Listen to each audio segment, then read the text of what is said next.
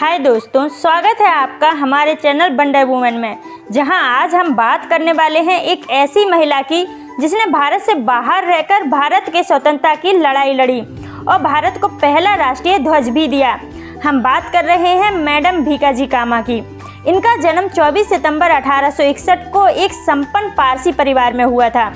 भीकाजी एक पढ़े लिखे अमीर परिवार से नाता रखती थीं।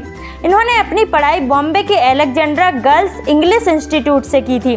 वह चाहती तो अपनी लाइफ एक संपन्न परिवार में आराम से निकाल सकती थीं, लेकिन भीकाजी कामा ने अपनी ज़िंदगी भारत की स्वतंत्रता की लड़ाई में लगा दी। भीकाजी कामा ही पहली महिला थीं जिन्होंने स्वतंत्र भारत के लिए राष्ट्रीय ध्वज बनाया था।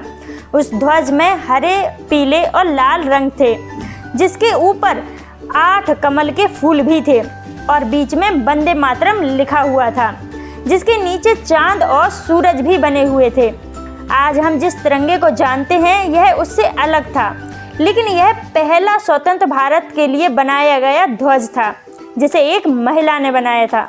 पहली बार भीकाजी कामा ने यह ध्वज 21 अगस्त 1907 को जर्मनी के स्टुटगार्ट शहर में इंटरनेशनल सोशलिस्ट कॉन्फ्रेंस नामक एक सम्मेलन में फहराया था, जिसमें दुनिया भर के करीब 900 लोग पहुंचे थे और सभी लोगों के सामने भीकाजी कामा एक झंडा हाथ में पकड़े हुए पहुंच गईं और उन्होंने कहा, यह आज़ाद भारत का झंडा है।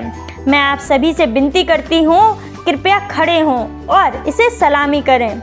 और उन्होंने यह बात इतने साहस से कही कि सभी लोग वाकई खड़े हुए और आज़ाद भारत के लिए पहले झंडे को सलामी भी दी।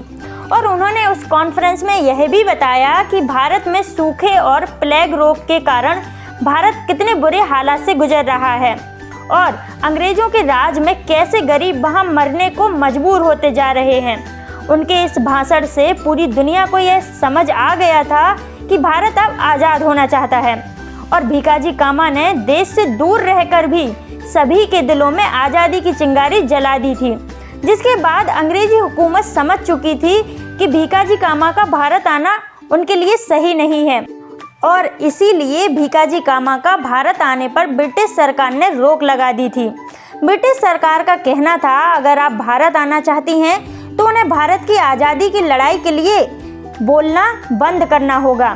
भीकाजी कामा भी कहाँ ब्रिटिश सरकार की शर्त मानने को रेडी थी। उन्होंने साफ साफ यह शर्त मानने से मना कर दिया और जर्मनी से पेरिस चली गईं। पेरिस में रहकर भी उन्होंने आज़ादी की लड़ाई जारी रखी।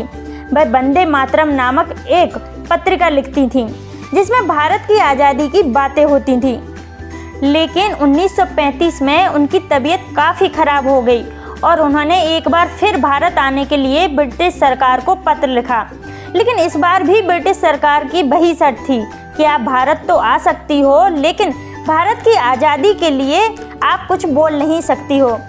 इस बार भीकाजी कामा की तबीयत इतनी ख़राब थी कि उन्होंने ब्रिटिश सरकार की शर्त को मान लिया और भारत आ गईं।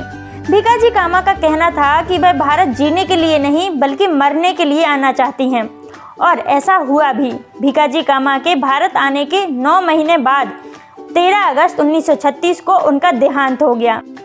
और भीकाजी कामा से हमें इतना तो सीखने को मिलता है कि आप किस परिवेश में रहते हैं इससे फ़र्क नहीं पड़ता, आप किस जगह पर रहते हैं इससे भी फ़र्क नहीं पड़ता। आप कहीं भी रहकर अपनी ज़िंदगी की लड़ाई लड़ सकते हैं और अपने रास्ते खुद ब खुद बना सकते हैं। मंजिल तक पहुंचना आपको ही है, इसलिए रास्ते भी आपको ही ढूंढने होंगे। तो भीकाजी कामा के लिए लाइक, शेयर एंड सब्सक्राइब करना ना भूलें। मिलते हैं नेक्स्ट वीडियो में, तब तक के लिए थैंक्स फॉर वॉचिंग।